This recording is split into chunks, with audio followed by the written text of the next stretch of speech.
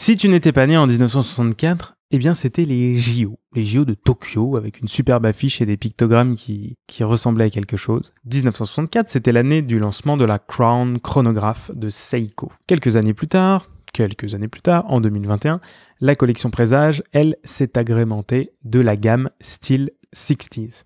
Ça a été un énorme succès, et cette montre s'inspirait de la montre Crown chronographe de 1964. C'était le premier chronographe Seiko montre-bracelet, avec un mouvement mécanique à remontage manuel. Seiko revient avec une version GMT de cette montre, qui était déjà sortie l'an dernier avec une réserve de marche apparente. Alors j'en profite pour vous dire, n'hésitez pas à laisser un commentaire, la section commentaires est ici, elle est ouverte. N'hésitez pas aussi à liker et à vous abonner. D'ailleurs, il y a désormais sur la chaîne un no comment avec tous les close-up de cette montre. Rendez-vous dans la description où il y a tous les liens, toujours même le lien vers cette montre, etc. Il y a toujours tous les liens dans la description. Alors cette montre, c'est avant tout un cercle. C'est un cercle sur lequel on a posé deux paires de cornes avec une large ouverture sur le cadran via un verre Hardlex, c'est-à-dire un verre minéral trempé, et c'est un verre Hardlex bombé qu'on appelle box shaped. Vous voyez, comme ça, ce verre est extrêmement bombé.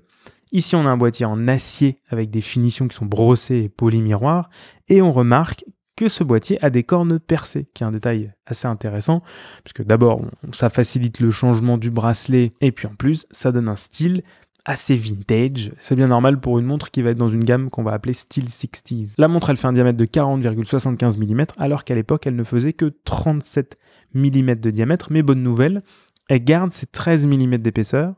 À l'époque, c'était déjà 13 mm, ce qui est assez fin, je trouve. La lunette noire, elle, est assez fine, assez étroite, compte tenu de la taille de la montre, et elle est graduée sur une échelle ici de 24 heures pour pouvoir exploiter la fonction GMT. Je trouve que la finesse de cette lunette donne de la finesse à l'ensemble, et c'est très bien d'ailleurs pour une montre qui est relativement chargée finalement. GMT, il y a quand même les 24 heures, plus ici vous allez voir les index, etc. ont quand même pas mal de matière, pas mal de texture.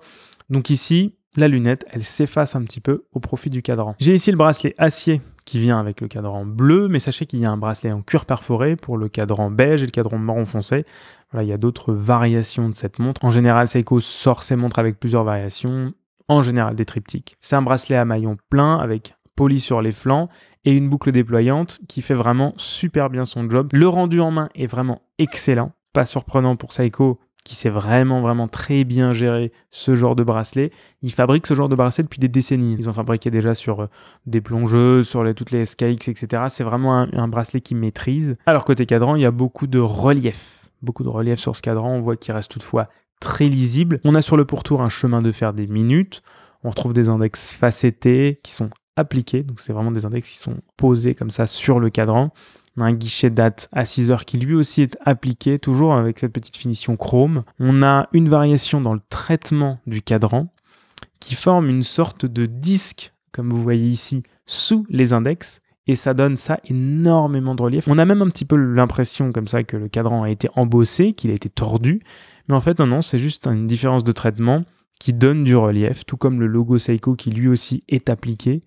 Et ça, c'est toute la particularité de ce cadran qui a repris les caractéristiques du chronographe de 1964, tout en ajoutant, je trouve, encore plus de relief, puisque, notamment le Seiko, sur le modèle de 64, le Seiko était plat, alors que là, il est en relief. Et puis on a des aiguilles Dauphine qui sont très jolies, assez classiques finalement, qui sont, elles, agrémentées de LumiBright, qui est le traitement propriétaire luminescent de Seiko. Côté mouvement, c'est un calibre automatique de manufacture, si je puis dire. On trouve ici un 4R34 qui est fabriqué par Seiko. Comme Seiko fabrique ses mouvements, on peut dire que c'est un mouvement de manufacture. C'est un mouvement qui bat à 21 600 alternances par heure, soit 3 Hz, donc assez classique, et qui va offrir une réserve de marche de 41 heures plutôt standard. On est dans un niveau de mouvement qui est assez moyen chez Seiko, voilà, ni haut ni bas. C'est par exemple un mouvement qui va être embarqué dans les Seiko 5 SKX GMT, qu'on fait un carton ces derniers mois. Ici, on a quand même une complication GMT pour un mouvement mécanique qui va être dans les moins chers du marché, sinon la moins chère. Comme je disais, pour le prix, c'est extrêmement surprenant d'avoir comme ça une complication avec ce niveau de finition à ce prix. Enfin, on n'en parle plus loin. Côté précision pour le mouvement, disons qu'on ne va pas confier cette montre à un conducteur du Shinkansen, qui est le TGV japonais, puisque là, on a une précision annoncée par Seiko. Attention, annoncée par Seiko, je ne m'engage à rien.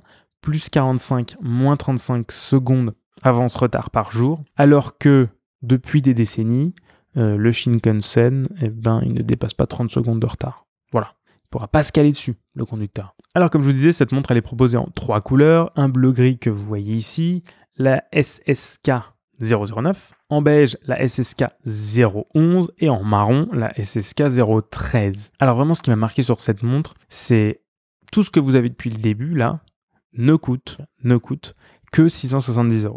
Vous le voyez en image, c'est quand même très bien fait. Ça n'a absolument pas l'air d'une petite montre pas chère. Ça n'est absolument pas ça. Le rendu est vraiment beau. Et pourtant, il n'y a presque que Seiko qui capte de faire ça. Pourtant, on arrive à sortir une montre à 670 € qui a un rendu sublime, quoi. Quand on voit le soleillage du cadran, les index appliqués, l'allure du bracelet et tous les petits détails qui font cette montre, on se retrouve avec quand même une très très jolie montre qui, à 670 €, ne rencontre pas grand monde en face, en concurrence à cette montre. Vraiment, je trouve que là, Seiko, ils ont vraiment frappé fort avec ce modèle, mais je dirais qu'ils ont quand même l'habitude. Enfin voilà, qui mieux que Seiko aurait pu faire ça? Je dirais que presque seulement Seiko est capable de faire ça, je crois. Voilà, dites-moi ce que vous en pensez dans les commentaires. Like et abonne-toi bien sûr pour voir la prochaine vidéo. Et d'ici la prochaine vidéo, prends soin de toi.